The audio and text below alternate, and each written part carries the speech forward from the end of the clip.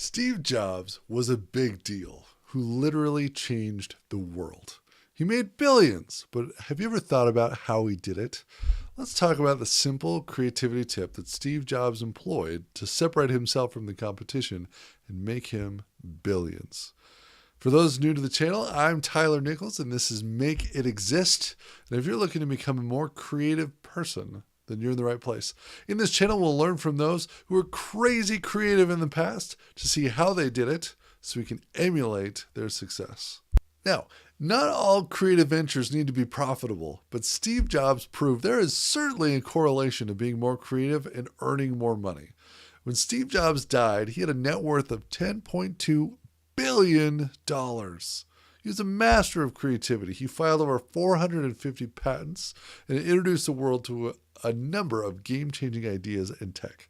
He pioneered the first successful mouse and graphical interface computer. He changed the entire music industry by designing an intuitive music player called iPod with an accompanying music store online. He was the mastermind behind the iPhone, and he even invented the iPad, a new tablet that investors weren't even sure that people needed. But every time Steve made something, it seemed to be a smash hit.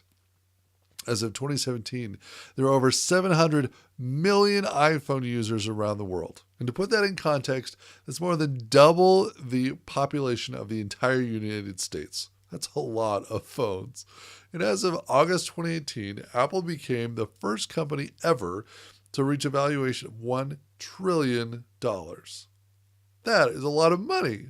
1 trillion is 132 times larger than the population of the entire planet. Needless to say, they've done quite well for themselves. Now, there's a ton of books and articles about his life, and I'll link a few in the description if you're interested in learning more. But in the next few minutes, we want to figure out how Steve Jobs was able to be so creative and see how he was able to beat out the competition through one simple concept. Steve Jobs was not born into wealth. In fact, he was adopted nearly at birth by Paul and Clara Jobs, who were low middle-class citizens. While they financially couldn't compare in the slightest to the wealth that Steve Jobs would one day accumulate, they did share with him their passions and picked a neighborhood to live in that inspired Steve and drove his tech fascination. His neighborhood, nestled in the heart of booming Silicon Valley, was filled with engineers obsessed with technology and were the type of people who would build tech in their garages on the weekend. So you might call them weirdos. And it would be here when Steve was 13 years old that he would meet one kid who would change his life forever. And that kid's name was Steve Wozniak. Woz was a brilliant tinkerer and engineer, and Jobs was the showman. And together they played with tech until 1976 when Woz built the Apple I, and they decided to start Apple in Jobs' garage. Steve Jobs, throughout his childhood and young adulthood, seemed to struggle to find himself. For years, it looked like he was wandering aimlessly, likely too smart for his own good. He would do heavy drugs and travel to far-off countries to find himself, only to come back realizing he was exactly the same person. He's what you might call a free spirit. Looking back at him in that day, you might think that this kid was going nowhere in life. But boy, would you be wrong. Together, Jobs and Wozniak built an empire with Apple. Many people look at Steve Jobs as an incredible man of business. And he was. But it's important to know that he was also likely one of the most ruthless businessmen on the planet. He made choices and sacrifices to achieve the dreams he hoped he would achieve. At times, he was downright not a good person, lying to and betraying even his best friends. He refused to provide financial support for a daughter that clearly was his own, and he would often take credit for successes that ultimately weren't his to take. Steve Jobs owned Pixar as it ballooned into the enormous company it is today, but it wasn't Steve that made the difference. Steve Jobs wanted to sell computers, not animated stories. Instead, it was Ed Catmull and his team at Pixar that really made all the difference.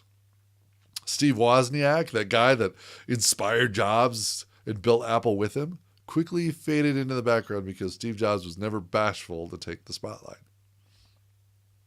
Now, I mention all of this not to slander Steve Jobs, but rather to help you realize he's human. He was not perfect in any stretch of the imagination, and he made enemies all along the way. But the ability that he had to create and sell people on his creations were unparalleled, and he was worth every penny of his net worth. While there are so many things in the business world that Steve Jobs did right, I believe that this is the simple concept that made Steve billions. Steve Jobs' adopted parents promised his biological parents that they would get Steve to college. So Steve, when he was old enough, decided to attend Reed College, a very expensive and prestigious school. After 6 months, however, Steve felt that college was not the right fit for him, so he dropped out. And even though he dropped out, he didn't decide to leave. For the next 18 months or so, he would actually sneak into classes at Reed College that truly interested in him. One of these classes was calligraphy.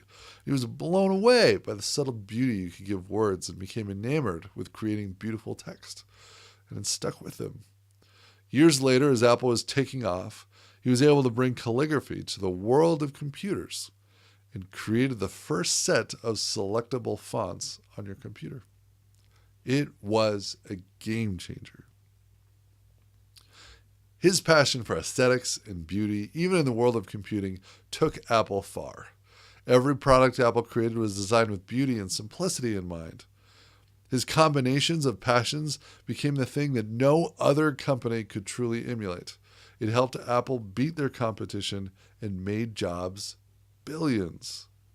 Near the end of his life, Steve Jobs gave a commencement address at Stanford where he described how his passion for calligraphy would inspire the fonts he used in his computers and referred to the process as connecting the dots. The idea is this: every person on the planet has a very unique set of passions and interests. And while there may be 1 million people on the planet that enjoy computers, thus making competition very high and the likelihood of making money much lower, there are far fewer people that love computers, are obsessed with calligraphy, know how to sell, and have the work ethic to make something happen. Steve Jobs discovered that by connecting his dots, he could create something that no one else in the world could make. It was the combination of his passions that made what he did unique and valuable. You got dots, and so do I.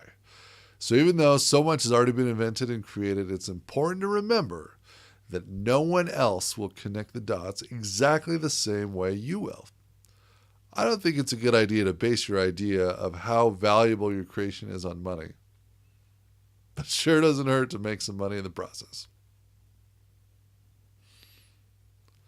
If you like this video, please hit that like button. It helps out a ton. And definitely consider subscribing to the channel, where we'll share another story like this each week. Bye. See ya. Sayonara. Adios. And all those other ones.